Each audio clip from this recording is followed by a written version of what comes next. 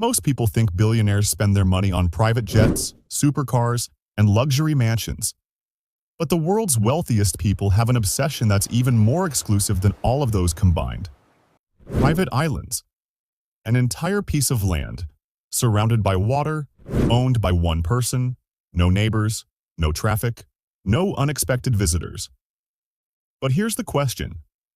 If billionaires already own multi-million-dollar homes around the world, why do they buy islands? Is it just another luxury purchase, or is there something much bigger behind it? Because as people become wealthier, their priorities start to change. And in this video, we're exploring the 5 levels of private island ownership. At level 1, it's simply the ultimate vacation. But by level 5, it becomes a story about power, privacy, and control. And trust me, by the end of this video, private islands won't look like vacation destinations anymore. They'll look like modern kingdoms. Level 1. The ultimate vacation. Most people travel to paradise. Billionaires bring paradise to themselves. And that's where the first level begins. Luxury destinations all over the world share one common problem: other people. No matter how expensive a resort is, there will always be crowds, other guests, other cameras, other distractions, and the one thing billionaires consistently pay for is exclusivity. Imagine waking up in the morning. The ocean stretches endlessly in front of you. The beach contains only your footprints. No tourists, no noise, no interruptions. Just complete freedom. That's what a private island really sells. But after a while, many billionaires realize an island can offer far more than a perfect vacation. And that's when they move to the next level. Level 2. The ultimate status. Symbol. The truth is, not every luxury purchase is about comfort. Some purchases are about sending a message, and few assets send a stronger message than a private island. A supercar can be bought by thousands of wealthy people. A private jet can be owned by many successful executives. But an entire island? That's a completely different category, because it doesn't just represent wealth, it represents rarity. And human psychology has always valued what is rare. When a billionaire's name becomes attached to their own island, they don't simply look rich, they look powerful.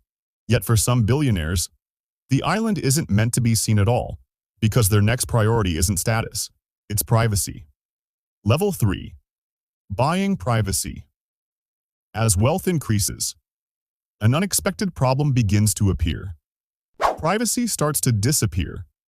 Most people spend their lives trying to get attention. The ultra-rich often spend theirs trying to avoid it. Every trip becomes news. Every photograph spreads online. Every movement gets tracked. And that's when an island stops being a luxury. It becomes a shield, a place where there are no paparazzi, no unwanted guests, no constant observation, just silence.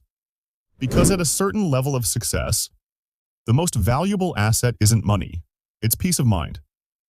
But some billionaires take the idea even further. They don't see islands as private retreats. They see them as strategic assets. Level 4. The private empire. This is where the game changes completely. At this level, an island is no longer just property, it's infrastructure. Some billionaires transform islands into luxury resorts.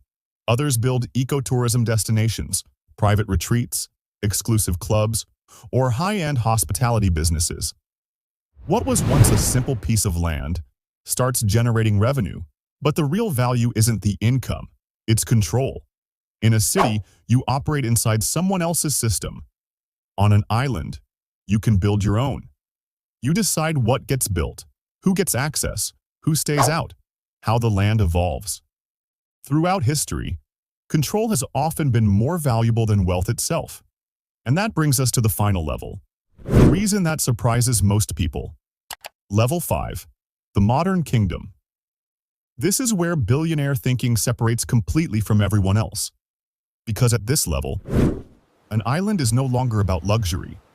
It's no longer about status. And it's not even about investment.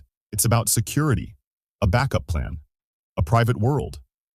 As the world becomes more connected, it also becomes more unpredictable. Economic shocks, political uncertainty, cyber threats, global disruptions.